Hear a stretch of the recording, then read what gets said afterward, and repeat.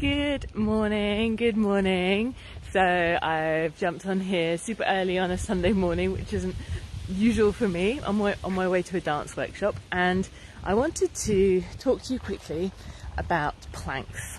So I posted something on my feed a couple of days ago about whether you like planks or not, or whether they hurt your back. And it was kind of a specific question I had for people because I know that for a lot of people, planks hurt their back. And also some people responded that they are uncomfortable for their wrists too, which is also something very common. So I wanted to do a quick video to address that now. So planks are a challenging exercise. Yeah, and they're often included in fitness classes, they're in Pilates classes, in yoga, there's variations of them as well, and sometimes we're asked to hold them for a long time. Long time is subjective, obviously, but it can feel like a really long time because it is a hard exercise. And if your back or wrists hurt whilst you're doing it, then that's probably a little warning signal from the brain that you're not quite strong enough yet to do the movement. Okay, so pain is always a warning signal, but it doesn't necessarily mean that there's something wrong, that there's tissue damage. Okay, so if this is you, I think the thing with planks is often we're asked to do them for a set duration, which isn't always yet what people are ready for, and they haven't built up to be able to do it. So then you get this pain, which is your warning signal, and then you think, oh, I'm not strong enough, I can't do them, and you haven't had the opportunity to allow your body to be able to build up to being able to do them.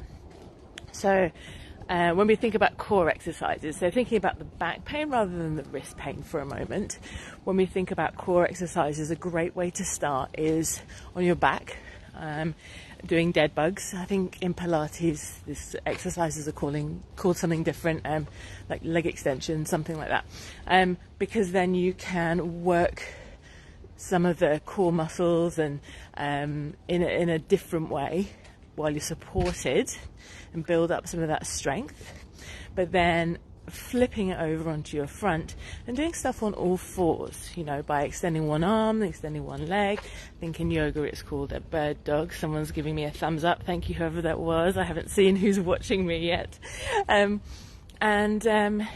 Slowly you can build up.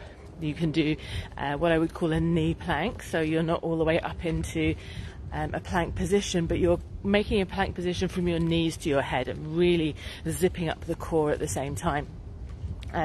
And then slowly taking one leg at a time, even only for a second, because there's this idea as well. I think there's been so many plank challenges that have gone on over the years that people have to work up towards doing like 2 minutes or 5 minutes. Oh my goodness, that's just crazy. Like, why? Like, I can see that it's a real feat of strength and also mindset to be able to hold a plank for a long time. But for me, I don't really see the point.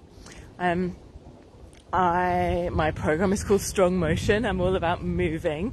And although it's nice to be able to have I think with some of my clients, if we are working towards doing a plank, then I would say maybe get to a minute, because that's a nice milestone to work towards. But then once you can do that, then it's time to try and start moving with it.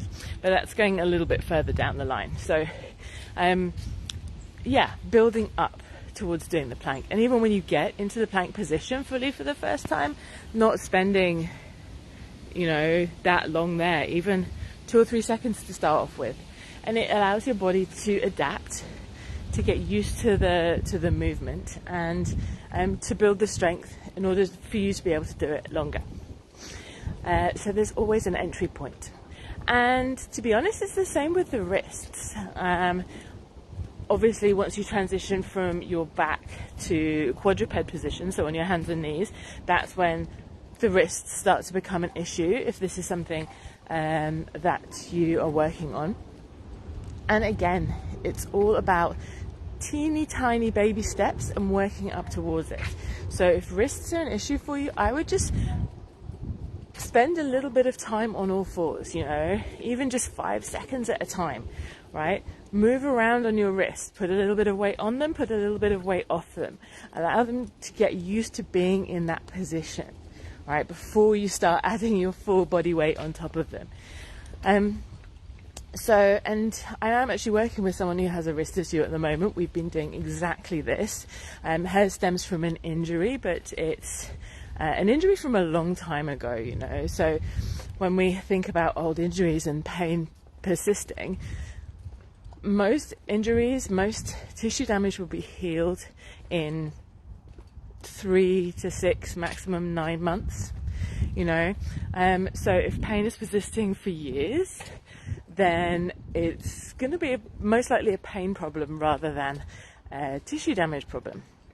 So again, it's trying to show the body that movement is safe, because your alarm system is working overdrive.